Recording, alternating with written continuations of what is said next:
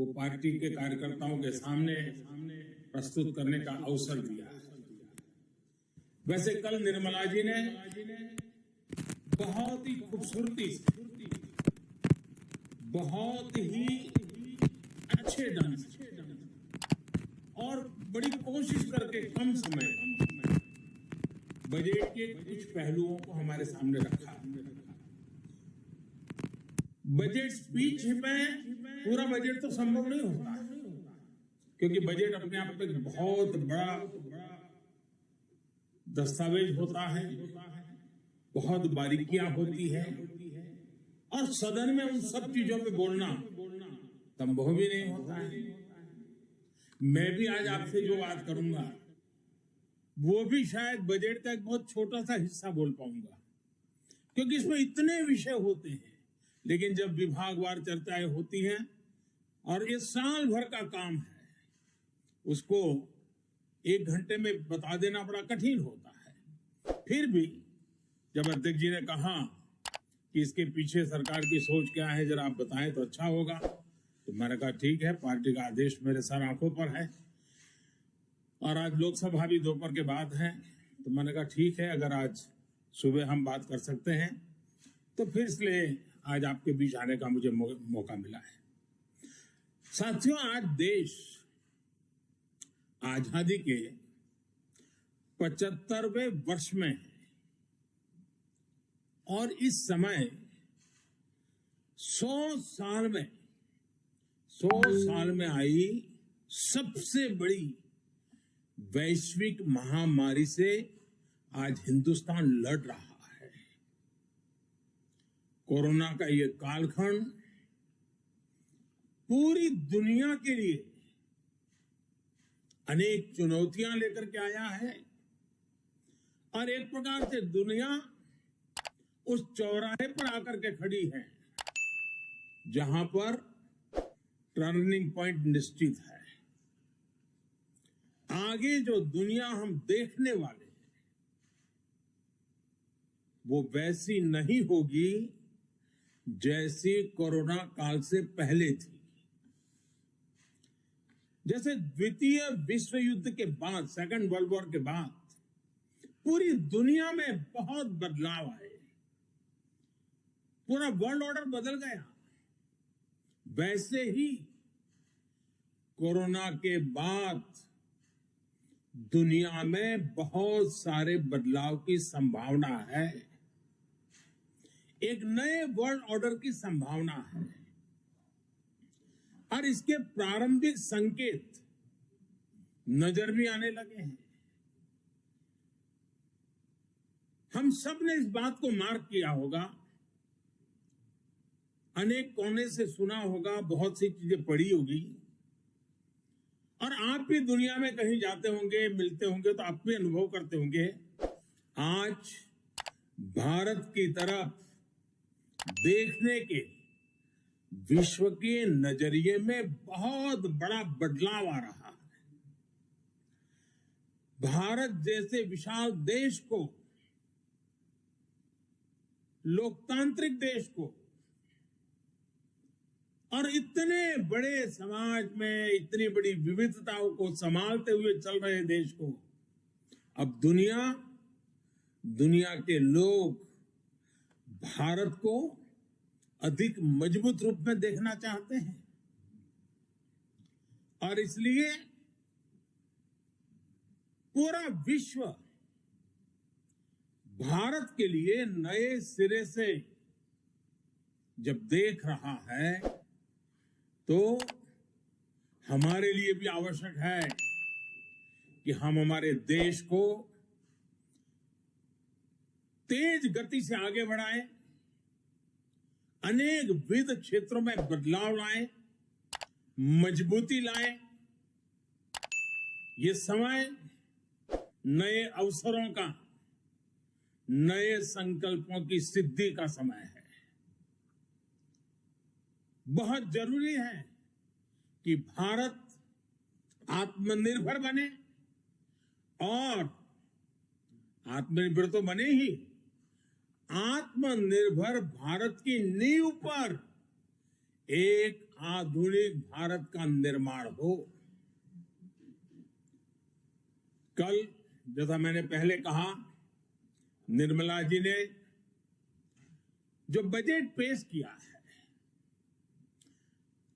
Bye and large हम देखें, political angle अगर हम छोड़ दें तो जो आर्थिक विषय के लोग हैं, समाज जीवन के लोग हैं, अखबारों में भी देखेंगे, कल टीवी चैनलों की डिबेट में देखेंगे, बजट का बहुत स्वागत हुआ है, बहुत सराहना हुई है। और आपने भी देखा होगा कि इस बजट में देश को आधुनिकता की तरफ ले जाने की दिशा में कई महत्वपूर्ण कदम हैं। साथियों, जब हम आज के बजट की चर्चा करेंगे तो सापेक्ष भी होती है, कुछ तो पुरानी बातों की तुलना करेंगे तब पता चलता है। बीते 7 वर्षों में जो निर्णय लिए गए, जो नीतियां बनी, पहले की जिन नीतियों में गलतियों को सुधारा गया, उस वजह से आज भारत की अर्थव्यवस्था का निरंतर विस्तार हो रहा है। 68 साल पहले भारत की जीडीपी 1,10,000 करोड़ रुपए की थी। आज भारत की अर्थव्यवस्था 2,30,000 करोड़ के आसपास की है। वर्ष 2013-14 में भारत का एक्सपोर्ट 2,85,000 करोड़ रुपए होता था। आज भारत का एक्सपोर्ट 4,70,000 करोड़ रुपए के आसपास पहुंचा है। 7 साल पहले करीब $275 बिलियन का विदेशी मुद्रा रिजर्व हमारे देश के पास था। आज देश का विदेशी मुद्रा रिजर्व $630 बिलियन को पार कर गया है।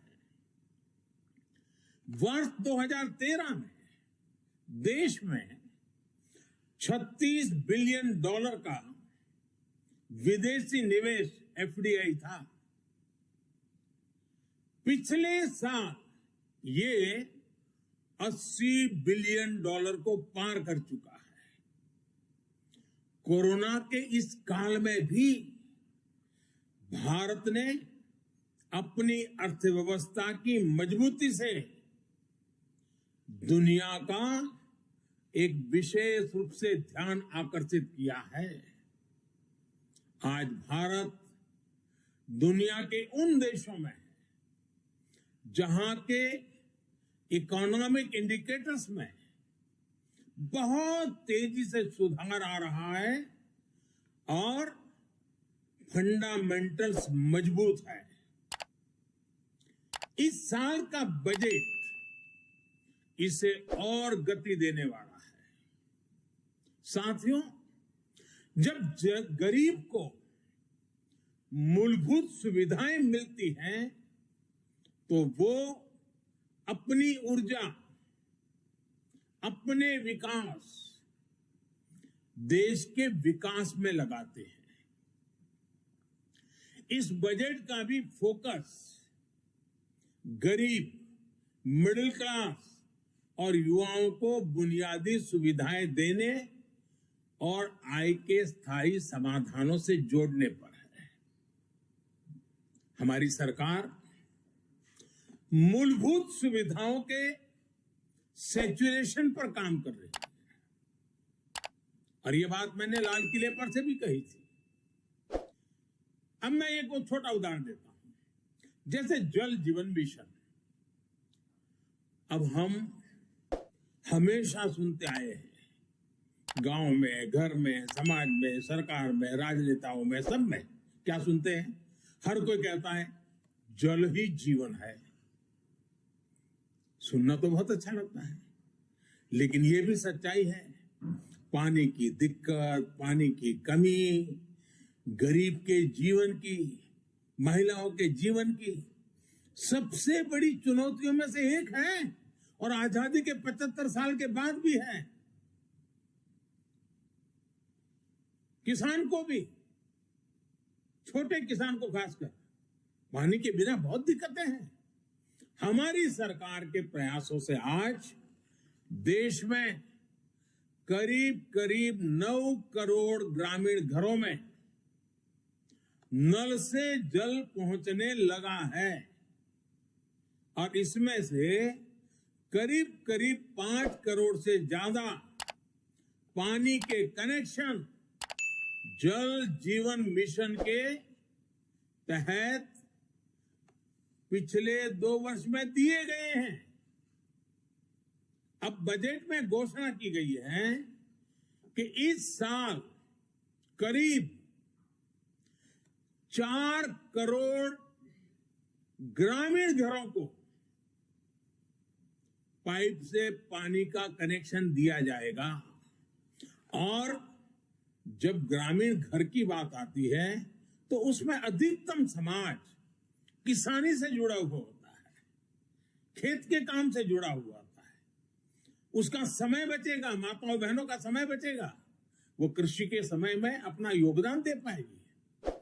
इस पर पानी पहुंचाने के लिए, घरों में पानी, मेरी माताओं बहनों को कष्ट से मुक्ति दिलाने के लिए पहले करीब 40,000 करोड़ से ज्यादा खर्च किया था। अभी 60,000 करोड़ रुपए से ज्यादा खर्च किए जाएंगे। कभी हमारे देश में हमारी माताओं बहनों को, गांव को पानी के लिए 1 लाख करोड़ रुपया खर्च करके आगे बढ़ना ये छोटे निर्णय नहीं है। देश के अलग अलग हिस्सों में नदियों को लिंक करने के अनेक प्रस्ताव इस बजट में हैं। विशेष रूप से केन बेतवा को लिंक करने के लिए जो हजारों करोड़ रुपए का प्रावधान किया गया है, उससे यूपी और एमपी के जो बुंदेलखंड क्षेत्र है, हम रानी की झांसी का गर्व करते हैं ना, मैं उस बुंदेलखंड की बात कर रहा हूं। जिस खाजूराहो की चर्चा करते हैं, मैं उस बुंदेलखंड की बात करता हूं। वहां की तस्वीर बदलने वाली, पानी के अभाव में वहां के किसान के नौजवान बेटे रोजी रोटी के लिए कभी गुजरात, कभी महाराष्ट्र, केरल, तमिलनाडु तक जाना पड़ता है। ये केन बेतवा योजना किसान के जीवन में, खेती में तो बदलाव लाएगी, किसान के जीवन में बदलाव लाएगी। और इस योजना पर लगभग 44,000 करोड़ रुपए खर्च होंगे।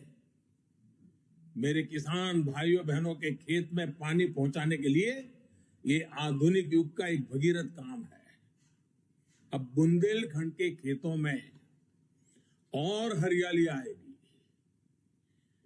जवान बेटों को शहर में झुग्गी झोपड़ी में रहकर के मजदूरी में जिंदगी गुजारनी पड़ती है, वो खुले आसमान के नीचे अपने माँ बाप के साथ रह करके एक नई जिंदगी का प्रकरण लिखना शुरू कर सकते हैं। घरों में पर्याप्त पानी आए, खेत में पानी आए। साथियों, गरीब का बहुत बड़ा सपना उसका अपना घर भी होता है। इस साल के बजट में गरीबों के लिए 80 लाख पक्के घर बनाने की बात कही गई है और इस पर 48,000 करोड़ रुपए, 48,000 करोड़ रुपए, यानी करीब करीब 50,000 करोड़ रुपए से अधिक खर्च होंगे। गरीब से मुक्ति का ये भी एक, गरीबी से मुक्ति होनी है। गरीब गरीबी से बाहर आना चाहता है। जब घर मिलता है ना, उसका एक हौसला बन जाता है। हम कभी गरीबों की ताकत जानते नहीं थे। सिर्फ गरीबों का राजनीतिक उपयोग करने वाले लोग बहुत हुए इस देश में। एक छोटा सा प्रयास, जनधन अकाउंट, गरीब को जब जनधन अकाउंट मिला ना, उसका स्वाभिमान जग गया और लाखों करोड़ रुपए की बचत में गरीब भी आगे आया है। अगर एक जनधन अकाउंट उसकी जिंदगी बदल सकता है, तो गरीब को जब छत मिले, गरीब को जब घर मिले, तब उसका जीवन कितना बदल जाता है, इसका हम देख करके बता सकते हैं। जो भी उन परिवारों को देखेगा उसका विश्वास बढ़ेगा। और इतना ही नहीं, सरकार जो घर बनाकर इन्हें देती है, वो घर इन गरीबों को एक तरह से लखपति बना देती है। मैं जब छोटा था, लखपति शब्द बहुत बड़ा लगता था।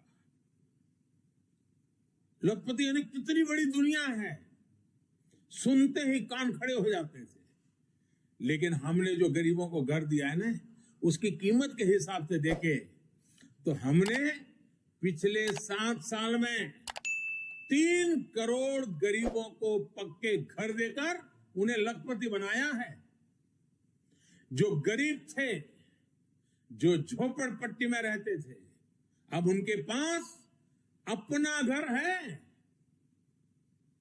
पहले के मुकाबले हमारी सरकार ने इन घरों के लिए राशि भी बढ़ाई है और समय की ध्यान को रखते हुए घरों की साइज भी बढ़ाई है, ताकि बच्चों की पढ़ाई न छूट जाए, बच्चों के लिए पढ़ाई के लिए जगह मिल जाए। बड़ी बात यह भी है कि इसमें से ज्यादातर घर महिलाओं के नाम पर भी है, यानी हमने महिलाओं को घर की मालकिन भी बनाया है। साथियों, हम सामाजिक न्याय के लिए तो हमेशा काम करते हैं और इसे अपना दायित्व समझते हैं। जैसे समाज की भलाई के लिए सामाजिक न्याय बहुत जरूरी है, वैसे ही देश की भलाई के लिए भी देश का संतुलित विकास भी जरूरी है। भारत जैसे देश में कोई क्षेत्र पिछड़ा रहे, कोई इलाका अविकसित रह जाए, ये ठीक नहीं है। और इसलिए हमने आकांक्षी जिला एस्पिरेशनल डिस्ट्रिक्ट अभियान शुरू किया था। इन जिलों में गरीब की शिक्षा के लिए, गरीब के स्वास्थ्य के लिए, गांव की सड़कों के लिए, बिजली पानी के लिए जो काम हुए, उसकी प्रशंसा संयुक्त राष्ट्र ने भी की है। अब इस बजट में घोषणा की गई है कि आकांक्षी जिलों में राज्यों के साथ मिलकर आकांक्षी ब्लॉक प्रोग्राम चलाया जाएगा, यानी उसे और नीचे ले जाया जाएगा। यानी विकास का लाभ आखिरी छोर तक पहुंचाने का एक वैज्ञानिक तरीका है और धन का सदुपयोग करने का, संसाधनों का ऑप्टिमम यूटिलाइजेशन करने का और फोकस एक्टिविटी करने का एक रास्ता है। ग्रामीण क्षेत्रों में ब्लॉक स्तर पर जरूरी सुविधाएं पहुंचे, इस पर सरकार का जोर है। साथियों, राष्ट्र की सुरक्षा के लिए हमारी सेनाएं, एयरफोर्स हो, नेवी हो, आर्मी हो, हमारे जवान दिन रात डटे रहते हैं, जान की बाजी लगा देते हैं। लेकिन यह भी सच्चाई है कि हमारे सेना के जवान जो सीमा पर तैनात है, हमारे सुरक्षा बल के जवान जो सीमा पर तैनात है, उनको वो सीमावर्ती जो गांव है ना, वो भी एक प्रकार से किले का काम करते हैं और उन सीमावर्ती गांवों का देशभक्ति का जज्बा भी अद्भुत होता है। अभावों के बीच, संकटों के बीच, मुसीबतों के बीच सीमा पर रहने वाले छोटे गांव के लोग दिन रात देश की रक्षा के लिए सजग रहते हैं। अब समय आ गया है कि हमें हमारी राष्ट्र रक्षा की जो नीतियां हैं उसमें सीमावर्ती गांवों के नागरिकों की शक्ति को पहचानना होगा, उनके अहम रोल को जानना होगा। और इसलिए हमने ध्यान आकर्षित किया है कि सीमावर्ती जो हमारे आखिरी गांव है हिंदुस्तान के कोने कोने में, उन गांवों को विकास की यात्रा में पीछे नहीं रहने देना है। इस वजह से हम वर्षों से सीमावर्ती गांवों से पलायन होते भी देख रहे हैं। किसी भी देश की रक्षा के लिए यह पहलू ठीक नहीं है। इस बात को समझते हुए सीमा पर मौजूद गांवों के विकास के बारे में नए सिरे से सोचा गया है। एक होलिस्टिक अप्रोच के साथ हम आगे बढ़ना चाहते हैं। ऐसे गांवों में हर प्रकार की सुविधा हो, बिजली हो, पानी हो, सड़क का इंतजाम हो। इसके लिए बजट में विशेष वाइब्रेंट विलेज प्रोग्राम का ऐलान किया गया है। हमारे अनेकों सीमावर्ती गांव टूरिस्ट स्पॉट बन सकते हैं। वहां हम अच्छे प्रकार से होम स्टे का एक पूरा नेटवर्क खड़ा कर सकते हैं, जो हमारे लोगों को रोजी रोटी मिले। प्रकृति प्रेमियों के लिए भी ये हमारे सीमावर्ती क्षेत्र हैं, वो आकर्षण का केंद्र बन सकते हैं। और मैंने तो गुजरात में कच्छ में रणोत्सव करके देखा है कि अगर उन आखिरी गांवों को हम वाइब्रेंट बना दें तो सुरक्षा की दृष्टि से भी बहुत लाभ होता है। अब हमारा उत्तराखंड देखिए, उसकी सीमा ऊपर के गांव, हमारा लेह लद्दाख देखिए, हमारा अरुणाचल देखिए। ये वाइब्रेंट विलेज प्रोग्राम इन सभी गांवों को बहुत मदद करेगा। इसके साथ साथ होलिस्टिक अप्रोच होने के कारण एनसीसी का भी एक नया विचार हुआ है। एनसीसी के लिए खर्च होता है, बड़े शहरों में एनसीसी होती भी है। अब हमने तय किया है कि सीमावर्ती गांव, वो जो ब्लॉक होगा और वहां जो स्कूल होगी नजदीक में, हम एनसीसी का वहां केंद्र शुरू करेंगे, एनसीसी की गतिविधि चलाएंगे, ताकि ये सीमा पर रहने वाले बच्चे एनसीसी से ट्रेन होकर के भविष्य में आसानी से सुरक्षा बलों में जाकर के राष्ट्र रक्षा का नेतृत्व कर सकते हैं। इन पहाड़ी क्षेत्रों के हमारे बच्चों की ताकत बहुत बड़ी होती है। साथियों, राष्ट्र रक्षा से जुड़े एक और बड़े अभियान की बजट में घोषणा की गई है। ये है पर्वतमाला परियोजना। ये हिमालय के क्षेत्रों में आधुनिक कनेक्टिविटी और आधुनिक इंफ्रास्ट्रक्चर को विस्तार देने वाली है। इससे पहाड़ों में आवाजाही भी आसान होगी, टूरिस्टों के लिए जाने की सुविधा तो होगी। वहां अगर तीर्थ क्षेत्र है तो वहां जाने वाले तीर्थयात्रियों को सुविधा होगी, लेकिन साथ साथ हमारी सेना को तो लगातार उन क्षेत्रों में जाना होता है, उनके लिए भी ये बहुत सुविधाजनक होगा। इसका बड़ा लाभ हमारे हिमाचल, उत्तराखंड, जम्मू कश्मीर, लेह लद्दाख, नॉर्थ ईस्ट के हमारे कुछ क्षेत्र, वहां के भाइयों बहनों को मिलेगा। हमारे पहाड़ों के लोग बहुत प्रतिभावान होते हैं, बहुत परिश्रमी होते हैं। सेना से लेकर खेलों तक, व्यापार से लेकर कृषि तक, कितने ही क्षेत्रों में देश को उनकी क्षमता और प्रतिभा का लाभ मिलता है। ये हमारा सौभाग्य है कि हमें उनके लिए काम करने का मौका मिल रहा है। वर्तमान से हम जब पर्वतमाला से पहाड़ी क्षेत्रों में पर्यटन को बढ़ावा मिलेगा और साथ ही पर्यावरण की भी सुरक्षा बढ़ेगी।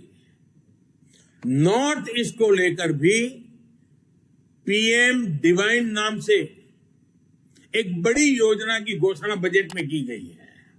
साथियों, आज समय की मांग है कि भारत की कृषि भी आधुनिक बने, नए तौर तरीके अपनाएं, किसान पर बोझ कम हो। देश की कृषि को टेक्नोलॉजी आधारित और केमिकल फ्री बनाने के लिए बड़े कदम इस बजट में उठाए गए हैं। बीते बजट में हमने किसान रेल और किसान उड़ान की सुविधा सुनिश्चित की। अब किसान ड्रोन किसान का नया साथी बनने वाला है। इसके लिए एफपीओ के माध्यम से किसानों को खेत में ही उचित किराए पर ड्रोन और दूसरी मशीनरी उपलब्ध कराई जाएगी। ड्रोन टेक्नोलॉजी से किसान को तो मदद मिलेगी ही, उत्पादन का रियल टाइम डेटा भी प्राप्त होगा।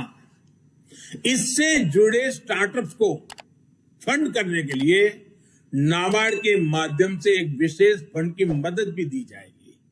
साथियों, कृषि को हाईटेक करने के साथ साथ देश की कृषि को नेचुरल बनाने पर भी अभूतपूर्व फोकस है। दोनों पहलू पर हम बल दे रहे हैं। आधुनिक हो, टेक्नोलॉजी हो, खर्च में बचत हो, साथ साथ बैक टू बेसिक, हमारी ये धरती माता बर्बाद न हो, हमारी धरती माता की उपजाऊ शक्ति खत्म न हो, और इसलिए केमिकल मुक्त खेती, प्राकृतिक खेती। साथियों, इसके कारण किसानों की जो खेत में इन्वेस्टमेंट खर्च होता है, लागत घटाने में बहुत बड़ी मदद मिलेगी। कृषि को ये अधिक लाभकारी बनाएंगे। साथ साथ ये बीमारियों से मुक्ति दिलाने का बहुत बड़ा अभियान भी है, जिसका सबसे अधिक लाभ हमारे छोटे किसानों को होगा। देश के अनेक हिस्सों में जीरो बजट प्राकृतिक खेती पर काम चल रहा है। छोटा किसान, और हमें ये देखना होगा, जब हम किसान की बात करते हैं तब हमारी प्राथमिकता छोटा किसान ही रहनी चाहिए। 80-85% हमारे छोटे किसान हैं। अगर एक बार हमारा छोटा किसान मजबूत बनता है, ताकतवर बनता है, देश की ग्रामीण जीवन बदल जाता है। और इसलिए हमने इस पर बहुत ध्यान केंद्रित किया है। हमने देखा है देश में कौन सी बातें हम सुनते आए हैं। गरीबी हटाने की बातें तो हुई, लेकिन होता क्या था, और वो गलत होता था, मैं नहीं कहता। कहीं इंडस्ट्रियल कॉरिडोर बनते थे, कहीं इकोनॉमिक कॉरिडोर बनते हैं। हमने भी आकर देश में 2 डिफेंस कॉरिडोर बनाए हैं, लेकिन अब हम देश में पहली बार एक और कॉरिडोर बना रहे हैं, जो इस बजट में घोषणा की गई है। प्राकृतिक खेती का कॉरिडोर, नेचुरल फार्मिंग का कॉरिडोर बनाने की दिशा में बढ़ रहे हैं। नेचुरल फार्मिंग का कॉरिडोर लगभग 2500 किलोमीटर लंबा होगा, करीब 10 किलोमीटर चौड़ा होगा, और पहले चरण में उत्तराखंड, उत्तर प्रदेश, बिहार, झारखंड और पश्चिम बंगाल में मां गंगा के किनारे 5-5 किलोमीटर चौड़ा, दोनों तरफ 5-5 किलोमीटर नेचुरल फार्मिंग का एक कॉरिडोर तैयार किया जाएगा। पूरी इकोसिस्टम बनेगी, उसकी प्रोडक्ट की वैश्विक वैल्यू बढ़ने वाली है।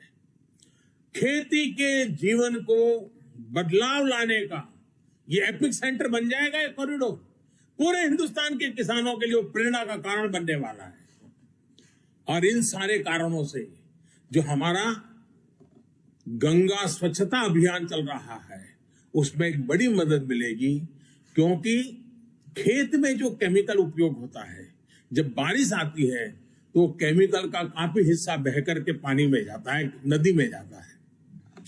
5-5 किलोमीटर प्राकृतिक खेती जब होगी, केमिकल फ्री खेती होगी, ऑर्गेनिक उत्पाद होंगे, तो वो जो केमिकल का प्रवाह गंगा जी में आता था वो भी बंद होगा, माँ गंगा भी शुद्ध होगी।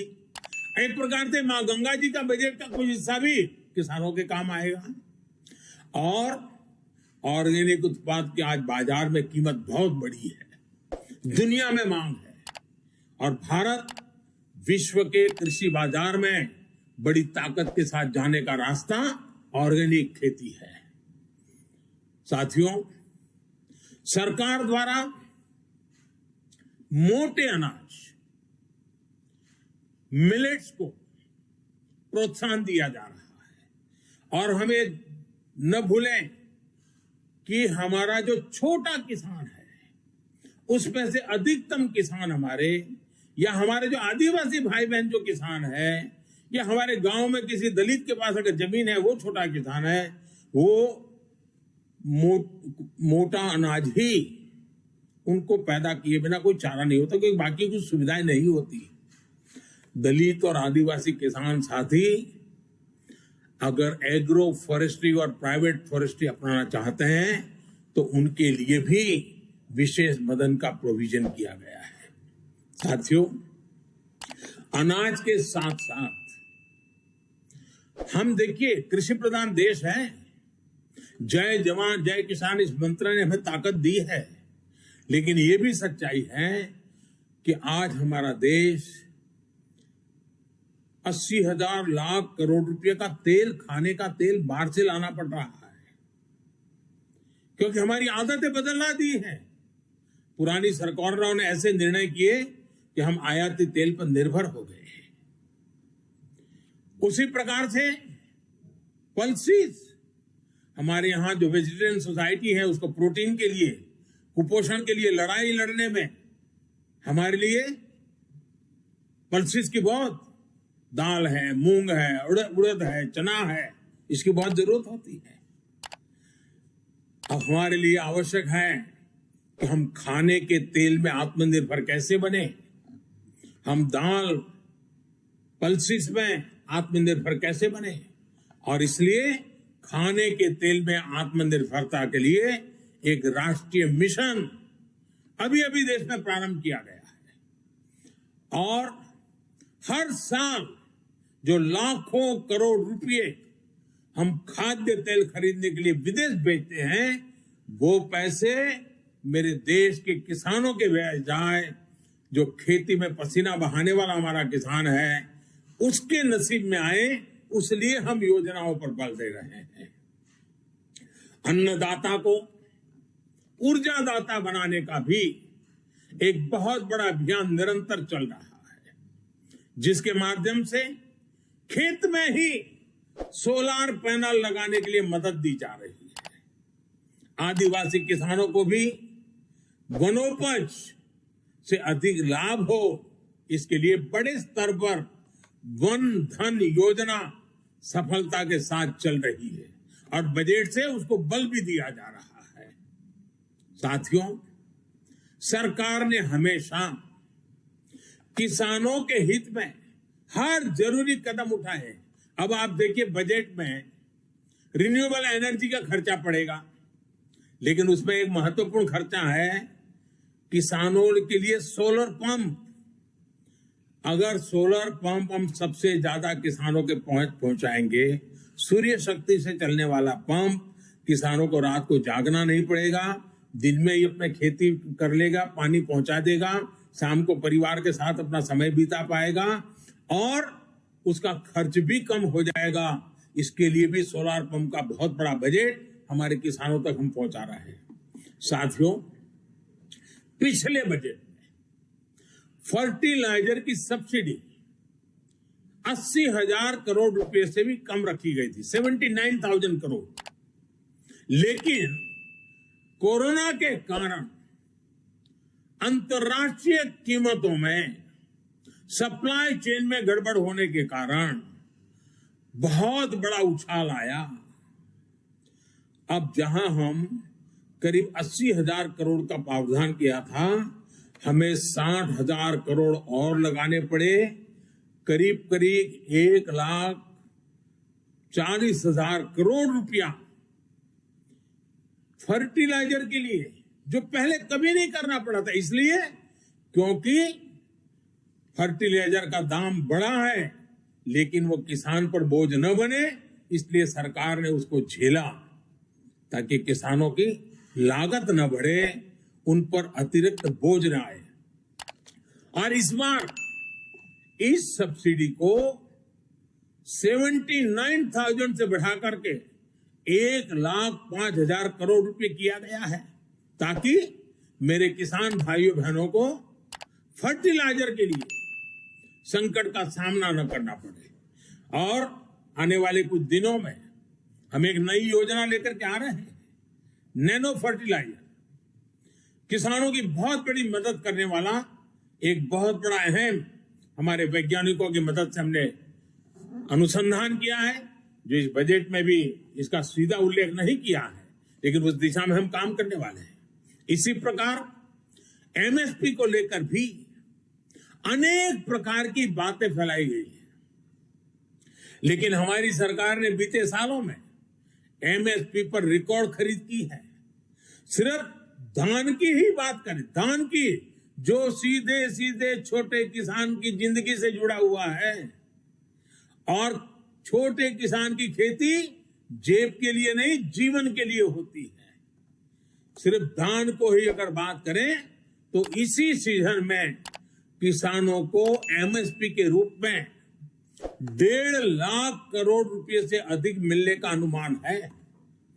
बजट में प्रावधान किया गया है कि 2,37,000 करोड़ रुपए का एमएसपी किसानों के बैंक खाते में सीधे ट्रांसफर किया जाएगा। इस साल के बजट में पीएम किसान सम्मान निधि के तहत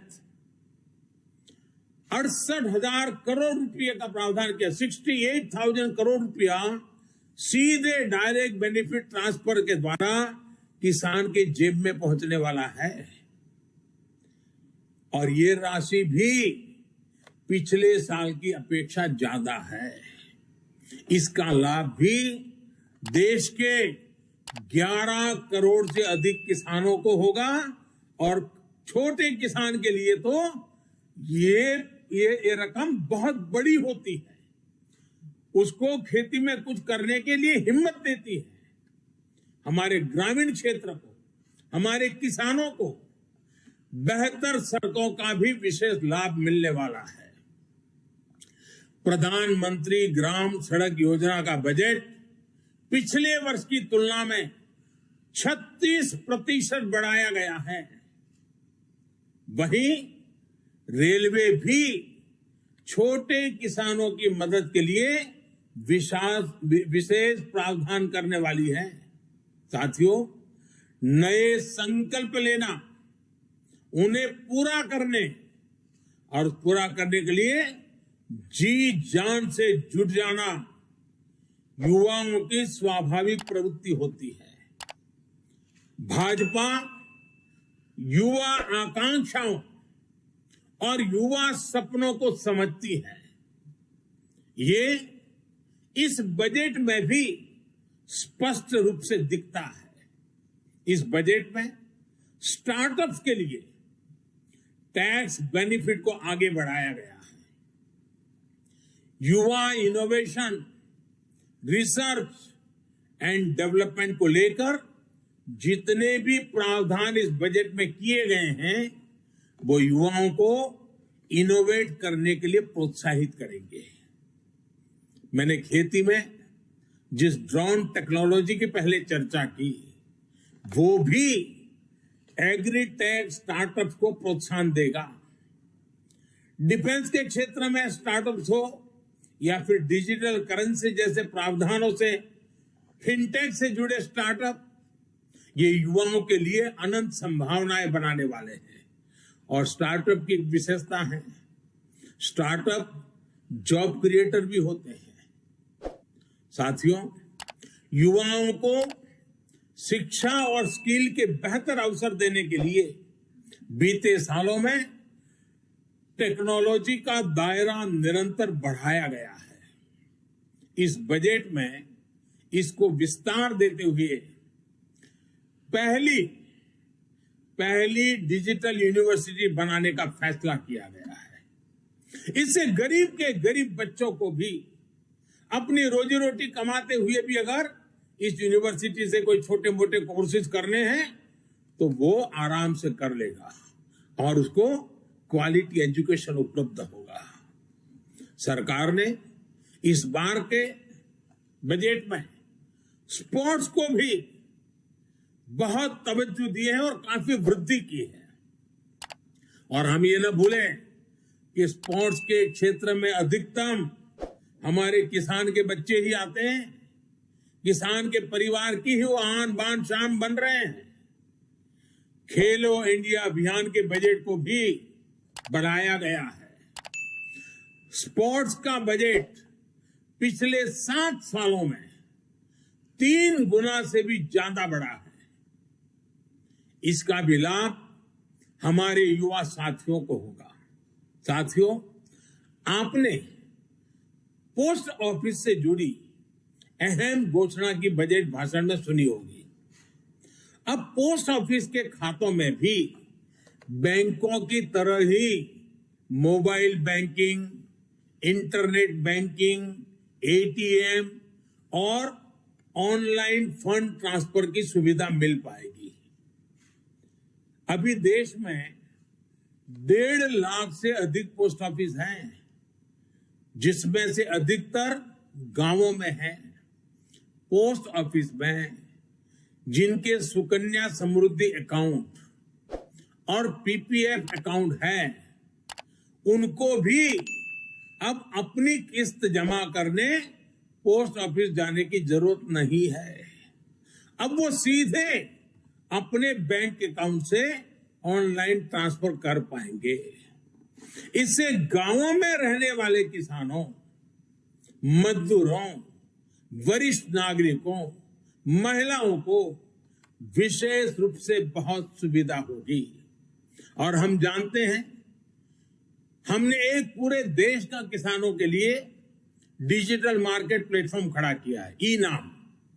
अब इनाम योजना के तहत जो किसान कारोबार करता है, उसको भी अपनी फसल बेचने के सारा कारोबार पोस्ट ऑफिस में ही बैंकिंग व्यवस्था होने के कारण बहुत आसानी से मेरा किसान अपना कारोबार कर लेगा। साथियों, आज सस्ता और तेज इंटरनेट भारत की पहचान बन चुका है। बहुत जल्द सभी गांव तक ऑप्टिकल फाइबर कनेक्टिविटी पूरी होगी। 5G सर्विस की लॉन्चिंग भारत में ईज ऑफ लिविंग और ईज ऑफ डूइंग बिजनेस को एक अलग ही आयाम देने वाली है। इससे सिर्फ इंटरनेट ही तेज नहीं होगा, डेटा स्पीड ही नहीं बढ़ेगी, बल्कि रिमोट सर्जरी के लेकर स्मार्ट ट्रांसपोर्टेशन तक, अगर ड्रोन से मुझे दूर सुदूर पहाड़ के कोई फल फूल अगर नजदीक में शहर लाना है तो ड्रोन से उठा करके आराम से ले आ पाऊंगा। यानी सारे स्मार्ट ट्रांसपोर्टेशन के लिए भी ये सारी टेक्नोलॉजी गांव को, गरीब को, किसान को भी बहुत बड़ा अवसर देने वाली है। 5G सर्विसेज देश में रोजगार के नए सेक्टर्स का सृजन करेगी, युवाओं को आकर्षक अवसर प्रदान करेगी, स्टार्टअप्स को प्रोत्साहन करेगी। साथियों, आज देश में एनिमेशन, विजुअल इफेक्ट्स, गेमिंग और कॉमिक AVGC इस सेक्टर की भी तेजी से विकास हो रहा है।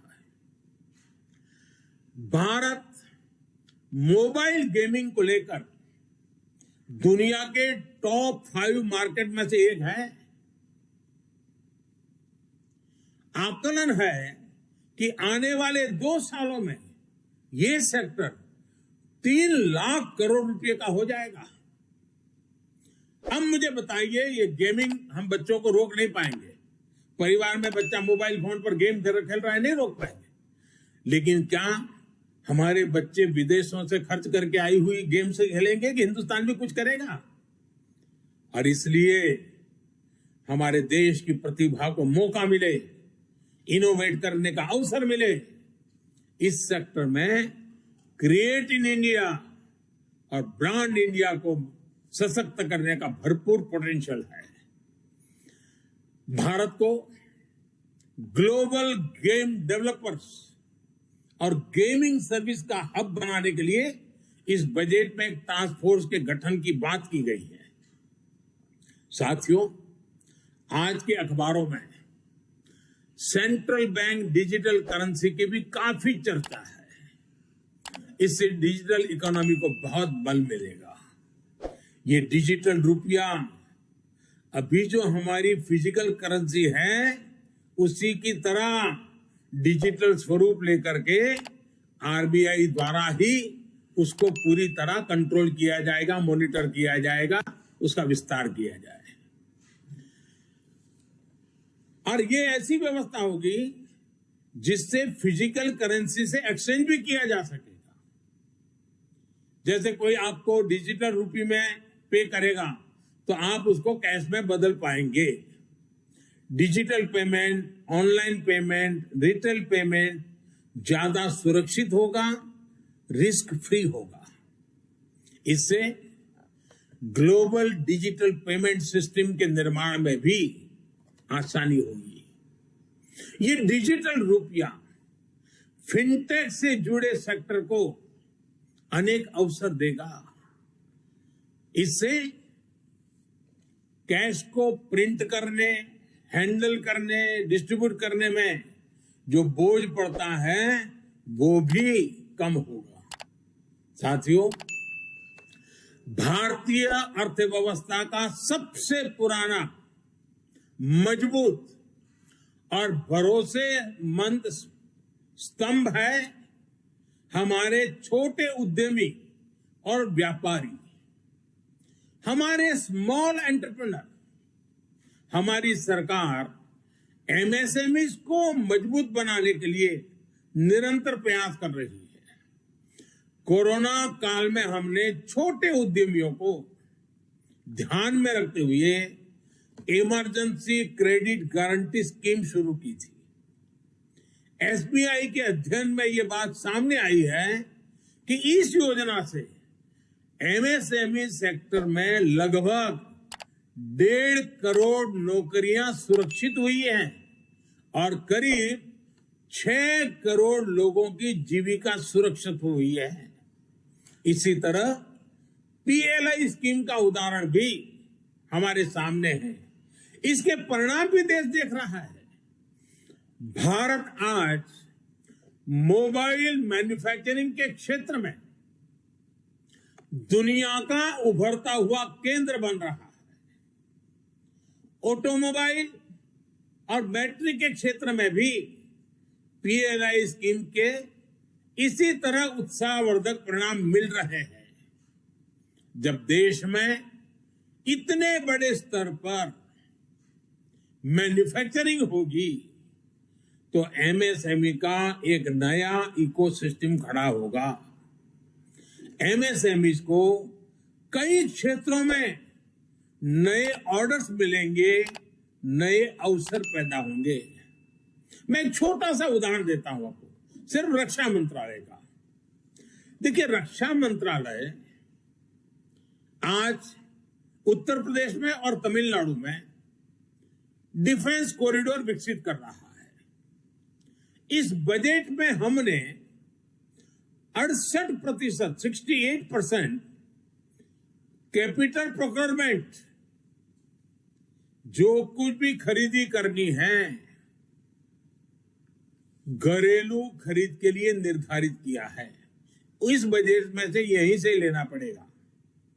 हर साल हजारों करोड़ रुपए के रक्षा उपकरण देश के भीतर से ही खरीदे जाएंगे।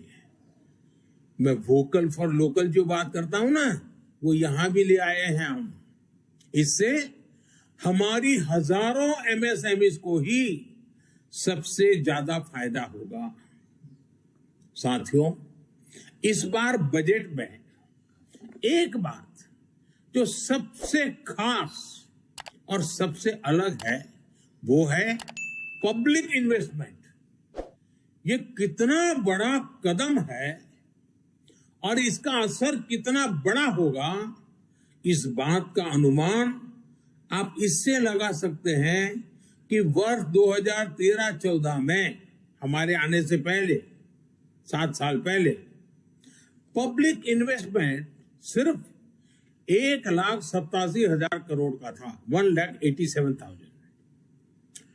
इस बजट में ये 7,50,000 करोड़ रुपए का रखा गया है। यानी यूपीए सरकार की तुलना में 4 गुना ज्यादा।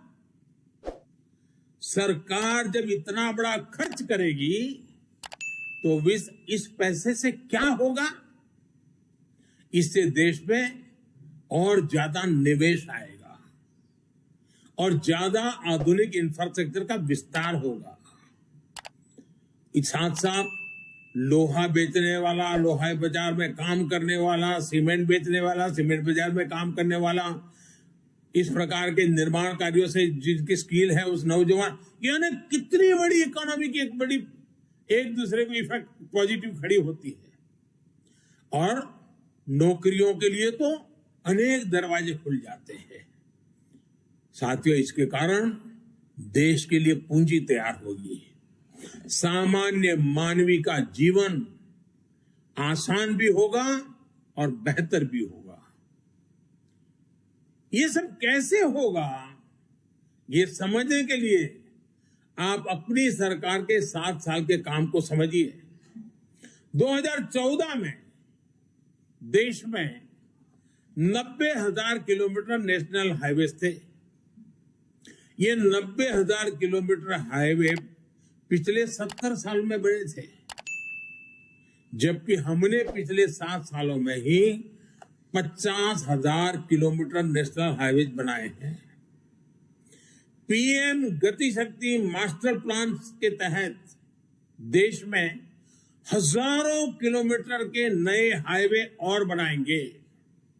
इससे न केवल शहरों से लेकर गांवों और कस्बों तक बेहतर कनेक्टिविटी होगी, बल्कि इससे देश के हर कोने में इंडस्ट्री भी पहुंचेगी। इससे हर सेक्टर में लाखों नए रोजगार भी पैदा होंगे। और हम जानते हैं, एक जमाना था जहां नदी जाती थी, जहां पानी होता था, उसके नजदीक में गांव बसते थे। फिर समय बदलता गया और अब जहां हाईवेज है, इंफ्रास्ट्रक्चर है, इंटरनेट है, वहां लोग बसते हैं। इस बदलते हुए युग को हमें समझना होगा और इससे ये जो रचना हो रही है वो लॉजिस्टिक सपोर्ट के लिए बहुत बड़ी ताकत हो जाती है। आज अगर हमारे देश में कोई उत्पाद विदेश भेजनी है, मानो फल सब्जी हमारा किसान भेजना चाहता है, लेकिन अगर 6 दिन तक वो ट्रैवलिंग करता रहेगा तो कौन खरीदेगा? ये रोड रास्ते अच्छे बनेंगे तो किसान की पैदावार भी बहुत ही कम समय में अपने गंतव्य स्थान पर पहुंचाएगी और उसके कारण उसको जो आर्थिक नुकसान होता है वो भी बच जाएगा। इतना ही नहीं, इन सब कारणों के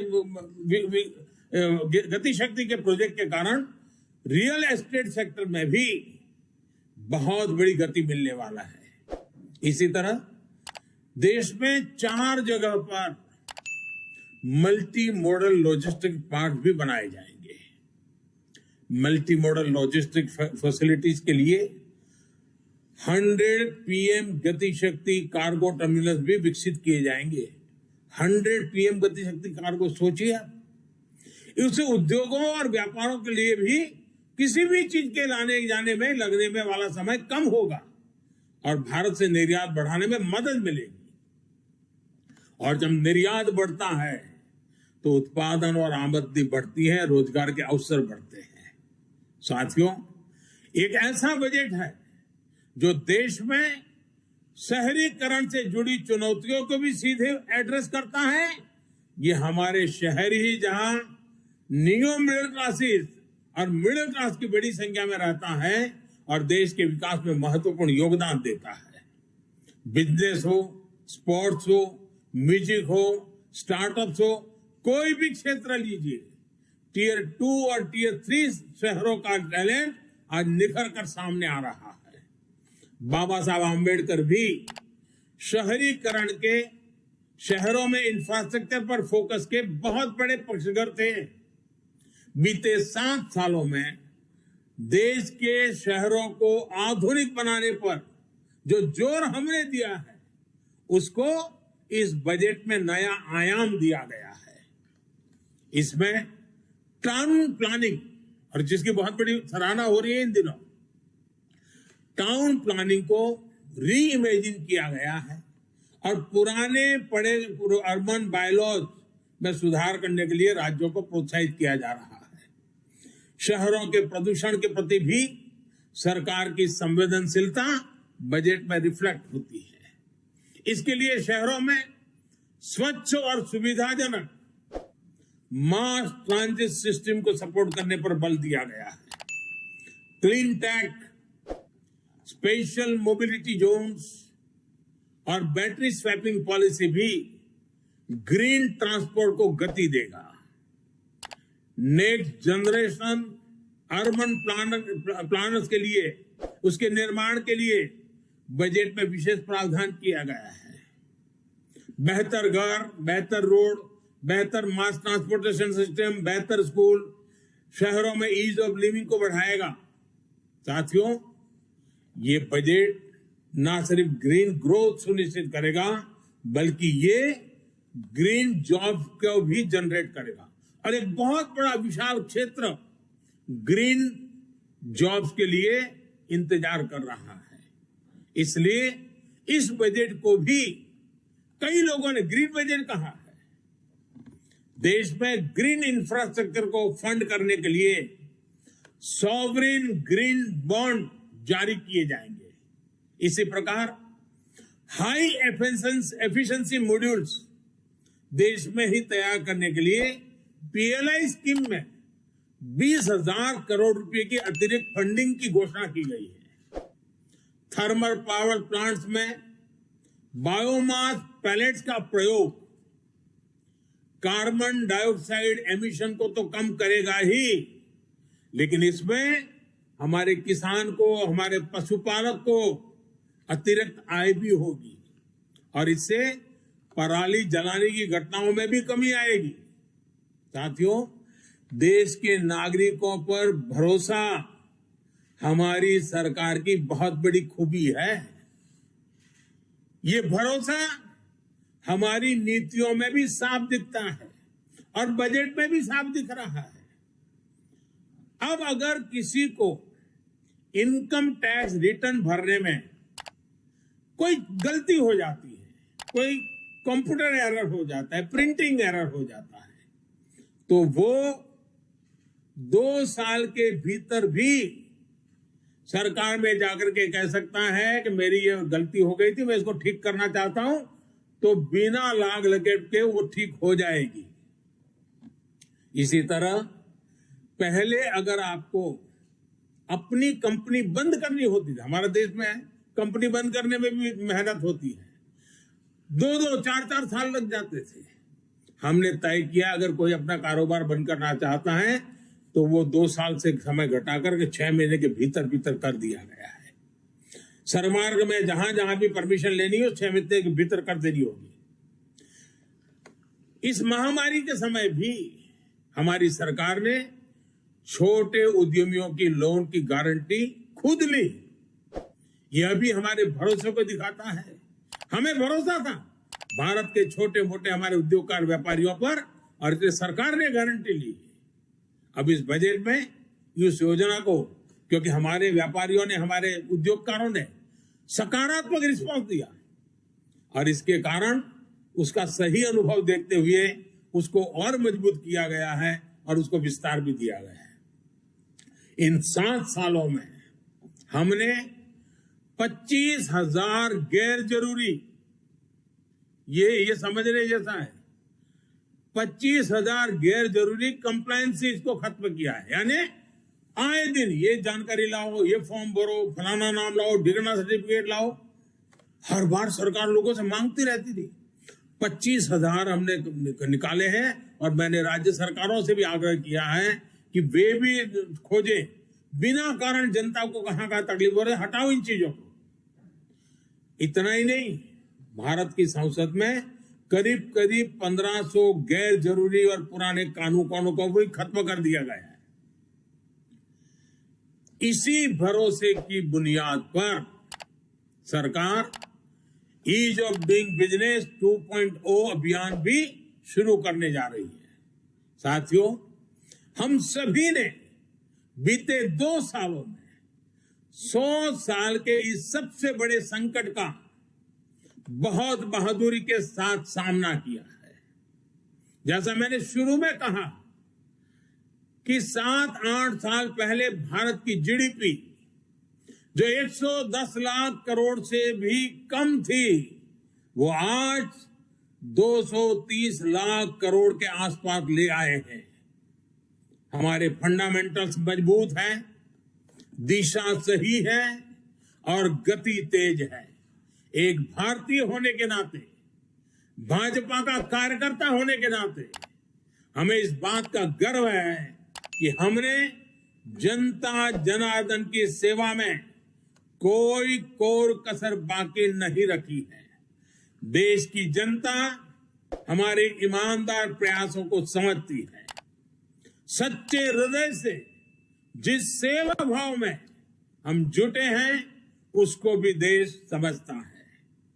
अब ये हम सभी कार्यकर्ताओं का दायित्व है कि सरकार की योजनाओं के बारे में लोगों को ज्यादा से ज्यादा जागरूक करें, बजट के बारे में भी लोगों को ज्यादा से ज्यादा जागरूक करें और बजट का लाभ नीचे तक पहुंचे, उसमें भी स्थान स्थान पर लोगों को जागरूक करने का प्रयास करें। मुझे जैसे देश की जनता पर भरोसा है, वैसे ही आप सब कार्यकर्ताओं पर भी भरपूर भरोसा है। सालों से आपके साथ कंधे से कंधा मिलाकर काम करके आया हूं, आपके बीच रह करके बड़ा हुआ हूं। मैं आपके सामर्थ्य को भली भांति जानता हूं, आपके उत्साह उमंग को भली भांति जानता हूं। मुसीबतों के बीच भी सेवा करना के आपके भाव को मैं भली भांति आदरपूर्वक देखता रहता हूं और इसलिए मुझे विश्वास है कि प्रगति की हमारी जो कोशिश है, विकास की नई ऊंचाइयों को पाने का जो हमारा प्रयास है, उसमें सबका प्रयास बहुत महत्वपूर्ण है। इस सबके प्रयास के लिए आप एक कैटलिक एजेंट बनकर के इस काम को आगे बढ़ाएंगे, ये पूरे विश्वास के साथ आपको बहुत बहुत शुभकामनाएं, बहुत बहुत धन्यवाद।